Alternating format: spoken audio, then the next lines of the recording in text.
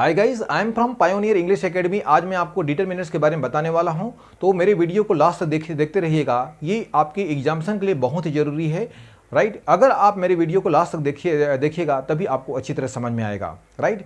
पहले हम डेफिनेशन देखते हैं। पहले मैं हिंदी में बताऊंगा, उसके बाद फिर मैं इंग्लिश में बताऊंगा। तो डिटरमिनर्स वह शब्द है जो नाउन अर्थात संज्ञा के ठीक पहले उपयोग किए जाते हैं तथा इस बात का निर्धारण करते हैं कि बात किसकी हो रही है और कितनी हो रही है।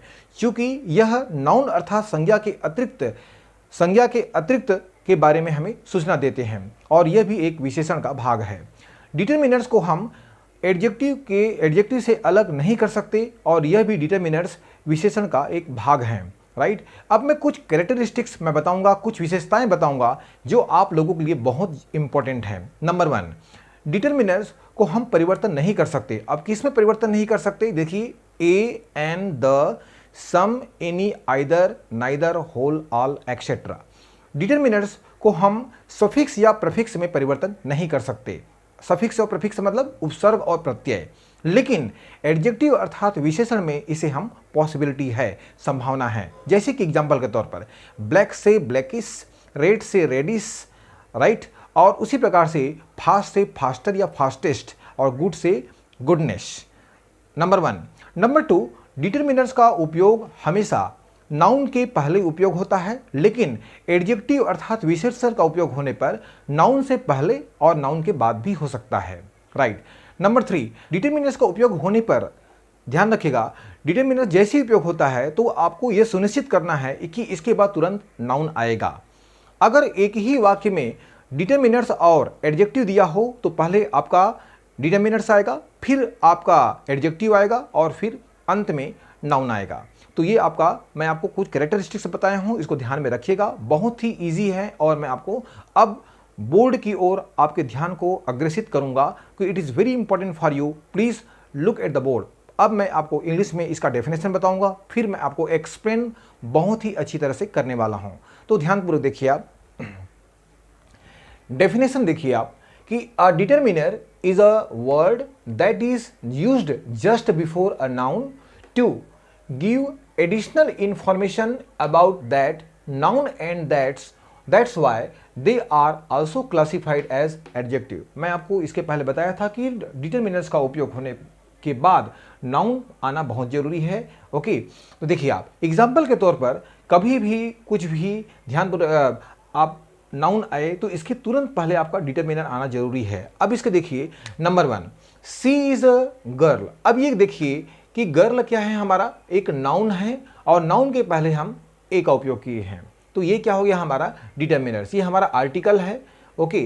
तो नाउन के ठीक पहले आपका डिटरमिनर आना जरूरी है। अब डिटरमिनर हमेशा किसी भी चीज को फिक्स करता है कि वास्तव में एक है, दो है, तीन है, सब है, बहुत सारे हैं, इसको बताता है। अगर मैं बोलता हूं कि इंग्लिश में बोलता हूं कि लड़का जा रहा है, तो लड़का जा रहा है क्यों क्या बोलेंगे?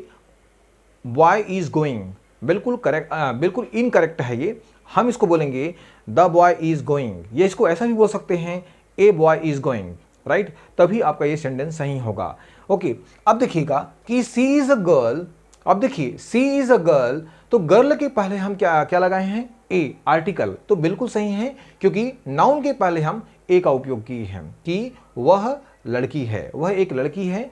आई हैव सम कॉपीज। अब कॉपी के ठीक पहले क्या हुआ है? डिटरमिनर का उपयोग हुआ है। ये भी हमारा एक नाउन है, ध्यान से देखिएगा। तो ये हमारा डिटरमिनर है, ये भी हमारा क्या है? हमारा एक डिटरमिनर है। तो दैट चेयर। अब चेयर के देखिए, चेयर क्या है? हमारा एक नाउन है और चेयर के पहले हमेशा डिटरमिनर का उपयोग हुआ है। आपका ये आपका क्या है? डिमोन्स्ट्रेटिव प्रोनाउन है। तो दैट क्या है? हमारा डिमोन्स्ट्रेटिव प्रोनाउन है और इसके तुरंत बाद क्या लगा है? हमारा नाउन लगा है। तो अब मैं इसके पहले बताया था कि अनु इज अ गुड गर्ल।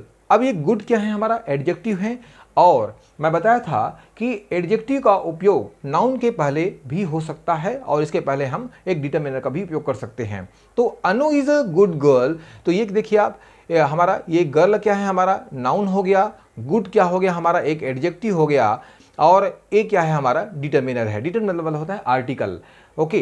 तो Anu is a good girl, ध्यान से देखिएगा आप, समझिएगा, बहुत ही इंपॉर्टेंट है आपके लिए। तो Anu is a good girl noun के ठीक पहले एडजेक्टिव का भी हो सकता है और एडजेक्टिव के पहले हम डिटरमिनर का उपयोग कर सकते हैं। सी हैज़ सम कलर्ड पेन्स। अब देखिए सी हैज़ सम कलर्ड पेन बिल्कुल सेम टू सेम है। नाउन के पहले ये क्या है आपका एडजेक्टिव है और एडजेक्टिव के पहले क्या है हमारा एक डिटरमिनर का उपयोग हुआ है आपका। तो देखिए तो सी हैज़ सम कलर्ड पेन्स। अब यहाँ पर देखिए पेन क्या है हमारा नाउन है और पेन के पहले क्या है हमारा एडजेक्टिव है और एडजेक्टिव के पहले हम डिटरमिनर। तो पहले हम क्या बोल सकते हैं, पहले डिटरमिनर, फिर उसके बाद फिर एडजेक्टिव और उसके बाद फिर नाउन का उपयोग हुआ है। ये देखिए तीनों में हुआ है, ये आपका डिटरमिनर हो गया, फिर एडजेक्टिव हो गया, फिर नाउन आया। उसी प्रकार से एक डिटरमिनर हुआ, फिर एडजेक्टिव हो गया, एडजेक्टिव मतलब विशेषण, और फिर नाउन हुआ है। उसी प्रकार से यहाँ पर एक डिटरमिनर हुआ है, फिर एडजेक्टिव आया और उसके बाद नाउन। तो ध्यान रखिएगा मैं जितनी बताया हूँ it's very important for each and every one. Okay, तो she is a girl, noun के पहले एक determiner. I have some voice, noun के पहले एक डिटरमिनर हुआ है। दैट चेयर, नाउन के पहले एक डिटरमिनर का उपयोग हुआ है। तो ये भी बिल्कुल सही है, लेकिन मैं आपको बताया था कि नाउन के पहले एक एडजेक्टिव और उसके पहले हम डेफिनेट क्या है आपका डिटरमिनर का उपयोग हो सकता है। तो she has some coloured pens, पहले नाउन, फिर एडजेक्टिव और उसके पहले हम determiner. Okay, we have a small toy, toy के पहले आप एडजेक्टिव और उसके एडजेक्टिव के पहले हम डिटरमिनर का उपयोग कर सकते हैं। अब मैं आपको बताऊंगा कि डिटरमिनर्स कितने प्रकार से होते हैं। मैं आपको और बहुत ही सरल तरीके से बताने वाला हूं कि how many types of determiner मैं आपको अब बताने वाला हूं। डियर स्टूडेंट, तो मैं आपको अब बताने वाला हूं कि डिटरमिनर्स कितने प्रकार से होते हैं। ये मुख्यतः 4 प्रकार से होते हैं, जिनमें हम पहला पढ़ेंगे हम आर्टिकल्स, दूसरा पढ़ेंगे आपको बताऊंगा मैं डेमोन्स्ट्रेटिव, और थर्ड बताऊंगा मैं आपको क्वांटिफायर्स, और फोर्थ बताऊंगा आपको पॉसेसिव। पहले हम आर्टिकल के बारे में हम चर्चा करेंगे, और आर्टिकल के बारे में मैं आपके यूट्यूब में डाल चुका हूं। बहुत ही विस्तृत तौर से आपको मिलेगा, आपको पायोनियर इंग्लिश एकेडमी के नाम से आपको यूट्यूब में बहुत ही विस्तृत तौर से आर्टिकल के बारे में उसमें दिया हुआ। फिर भी मैं आपको अब कुछ आर्टिकल के बारे में बताऊंगा आपको। तो आर्टिकल कितने होते हैं देखिए, a an the, A N का उपयोग कहाँ करते हैं, इनडेफिनिट आर्टिकल होते हैं, और द क्या होते हैं हमारा डेफिनिट आर्टिकल होते हैं।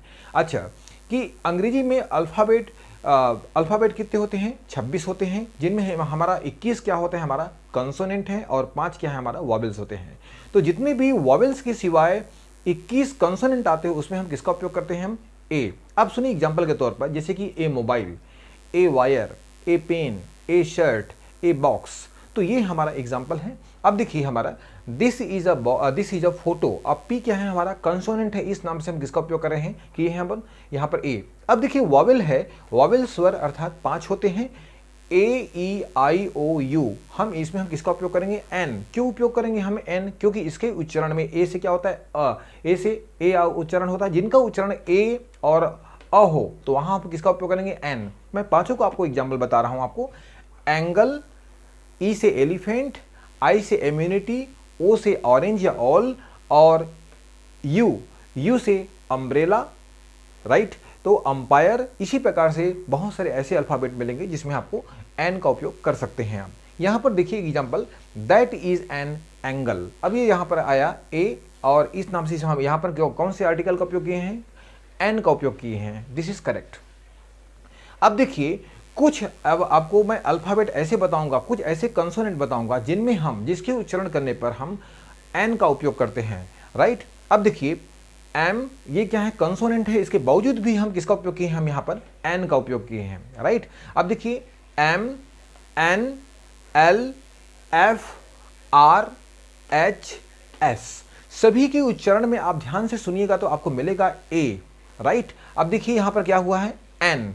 Ravi is an M A, Ravi M A है, राइट। तो इसके आप जहां भी आपको मिलता है ऐसे उच्चारण मिलेगा, वहां पर हम किसका उपयोग करेंगे, हम एन का उपयोग करेंगे। तो ये हमारा क्या है, कंसोनेंट है। कंसोनेंट होने के बावजूद भी हम यहाँ पर एन का उपयोग किए हैं, राइट। अब यहाँ पर देखिए वॉवेल कितने होते हैं, हमारा 5 होते हैं। 5 में हम जानते हैं हम किसका उपयोग करते हैं, हम एन का उपयोग करते हैं। लेकिन मैं आपको 2 अल्फाबेट बताऊंगा जिनमें हम एन का उपयोग ना करते हुए वहां पर हम ए का उपयोग करेंगे। अब देखिए वो वॉवेल है यू और ओ। यहां पर यू और ओ का उच्चारण ओ हुआ है और यू का उच्चारण यहां पर अ हुआ है। इस नाम से हम किसका उपयोग किए हैं, यहां पर एन, ओ और अ। लेकिन ओ का उच्चारण यहां पर क्या हो रहा है, ओ का उच्चारण यदि वह हो, क्या बोलेंगे, ओ का उच्चारण यदि वह हो और यू का उच्चारण यदि यू हो तो हम किसका उपयोग करेंगे, हम ए। जैसे कि एग्जांपल के तौर पर यूनियन, यूनिवर्सल, यूनिटी, तो हम किसका उपयोग करेंगे, हम ए। और ओ का यदि उच्चारण वह हो, जैसे कि वंस, वन, तो हम किसका उपयोग करेंगे, हम ए। यहां पर एक एग्जांपल लिखा हूं, it is a union.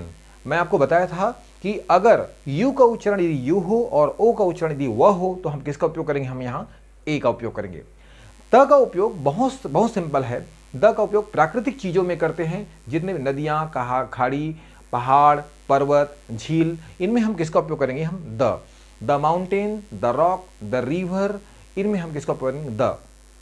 Superlative degree के सामने करते हैं the best, the worst, the most आदि।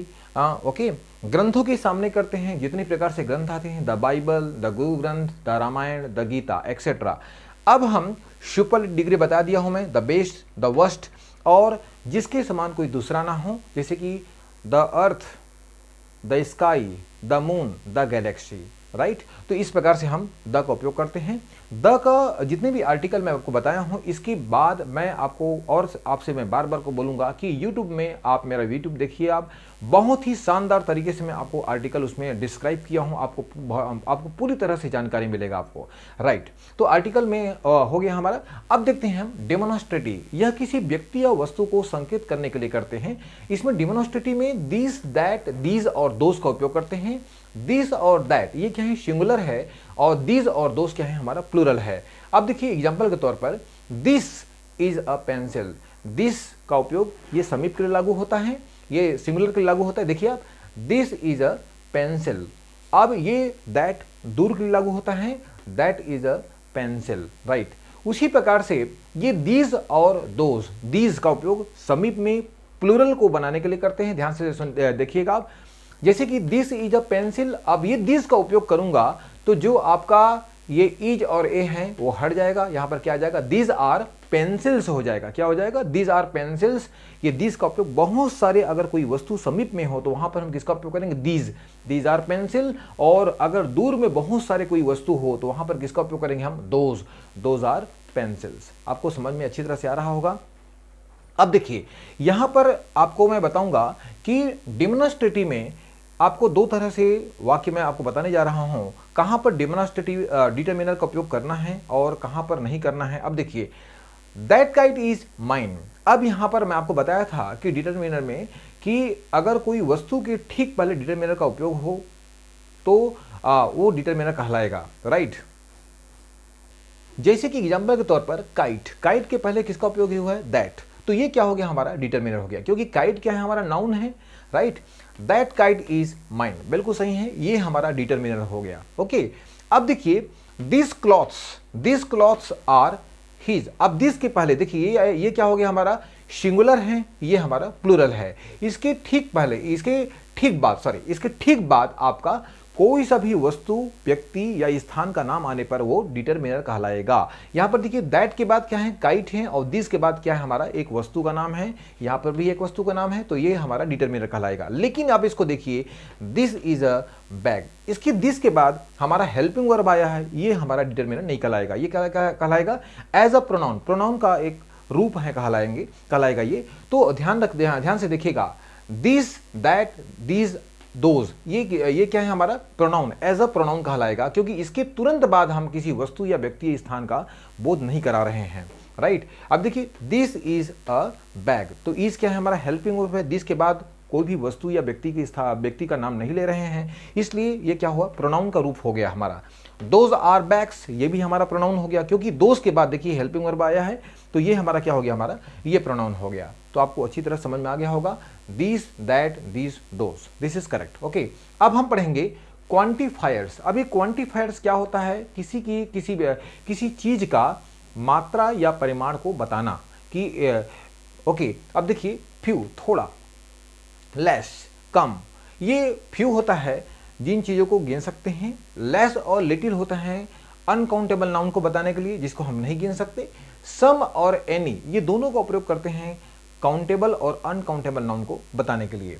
राइट। और ये अमाउंट या क्वांटिटी को शो करता है, अमाउंट या फिर क्वांटिटी को शो करता है, जिसमें हम मापने परिमाण को मापना या परिमाण को शो करने के लिए करते हैं।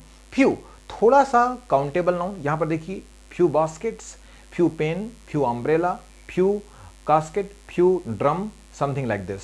तो ध्यान से देखिएगा, लेस थोड़ा अनकाउंटेबल नाउन के लिए करते हैं, लेस हनी, लेस अमाउंट।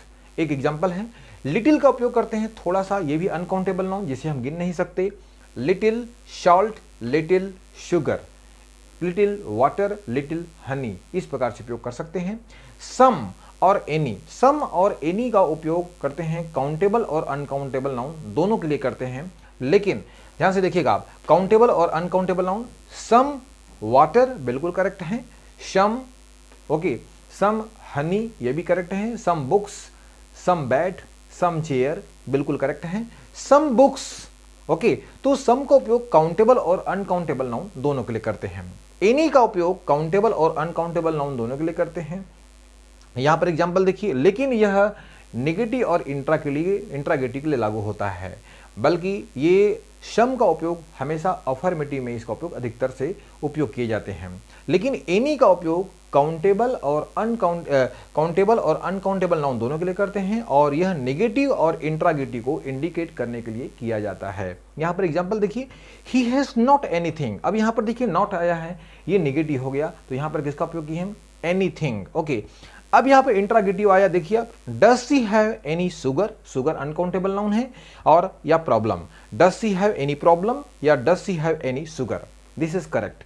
तो ये आपका नेगेटिव हो गया, ये हमारा इंट्रागेटिव हो गया, दोनों में हम एनी का उपयोग किए हैं, ये हमारा क्वांटिफायर्स हो गया, ये हमारा समाप्त हो गया। अब हम आपको बताएंगे कि पॉसेसिव्स, पॉसेसिव मतलब होता है अधिकार या हक, मालिकाना हक ओके। अब यहां पर देखिए क्या पॉसेसिव में क्या क्या आता है, कौन कौन से प्रोनाउन आते हैं, my, our, his, her, your, their etcetera, ये हो गया।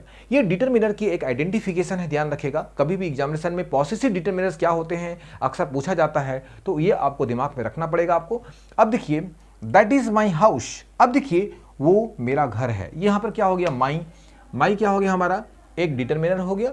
अब यहां पर सीज हर सिस्टर, ये भी क्या हो गया हमारा, ये वह उसकी बहन है। दिस इज यूर सिटी, ये भी आपका क्या हो गया, पॉसेसिव डिटरमिनर हो गया। अब students are in their room, ये भी क्या हो गया हमारा, पॉसेसिव डिटरमिनर हो गया। तो dear students, I hope that you have understood each and everything. ये आपका आर्टिकल, डेमोन्स्ट्रेटिव, क्वांटिफायर और पॉसेसिव, राइट। डियर स्टूडेंट्स, तो मैं आपको 4 ऐसे आपको डिटरमिनर के बारे में बताया जो कि आप लोगों के लिए बहुत इंपॉर्टेंट है। होपफुली स्टूडेंट्स आप लोगों को मेरे डिटरमिनर्स पढ़ाने का तरीका बहुत अच्छी तरह समझ में आया होगा, और जो भी प्रॉब्लम होगा हमसे कमेंट बॉक्स में शेयर कीजिएगा, राइट। तो जितने में आपको 4 प्रकार से मैं डिटरमिनर बताया, पहले आर्टिकल, दूसरा बताया आपको डेमोन्स्ट्रेटिव, और थर्ड बताया क्वांटिफायर, और फोर्थ बताया पॉसेसिव, राइट। तो इसी प्रकार से बहुत सारे ऐसे डिटरमिनर्स है जिसके बारे में आपको मैं और बताना चाहूँगा, लेकिन आपको लगातार मेरे यूट्यूब चैनल को देखते रहिएगा, तभी आपको समझ में आएगा। I think there will not be any problem to understand whatever I have taught about determiners, right. यदि हमारे पढ़ाने का तरीका यूट्यूब आपको समझ में आया होगा, तो please do not forget to like, share and subscribe my channel. Thank you very much for today's class, okay, thank you.